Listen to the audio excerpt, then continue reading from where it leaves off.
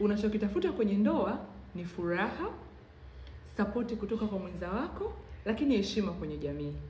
Lakini hata ukishavipata hivi vyote baada ya kuingia kwenye ndoa, ukweli ni kwamba kama bado uko kwenye level ya umasikini, kipato chako hakiridhishi, hakikidhi mahitaji yako, vyote hivi huwezi kuviona. Yaani utajikuta haufurahi tena ndoa. Na ndio maana sasa hivi tumejikuta tuna watu wengi ambao tunawachangia ndoa, tunawachangia harusi, baada ya muda mfupi wamerudi kwenye mtaa, wamerudi kwenye group la kuwa wanawake walioachika, wanaume walioacha sijui walioachika. Kwa sababu gani?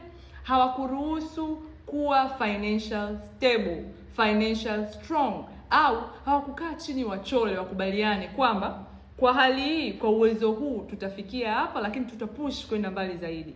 Sasa kama utataka upate heshima kubwa kutoka kwenye jamii, support ya mwenzako kama bado hajawa strong, lakini ile comfortability bado mambo hayawezi kuwa vizuri. Kwa hiyo mwanetu, mwanamke, usikurupuke kama haujajua uchumi wako na mwenza wako ukoje. Mtaenda kutuletea wanafamilia wapya ambao ni changamoto, maanti huko tuanze kupata shida. Anyways, nimeandaa seminar maalum kwa ajili ya wanawake.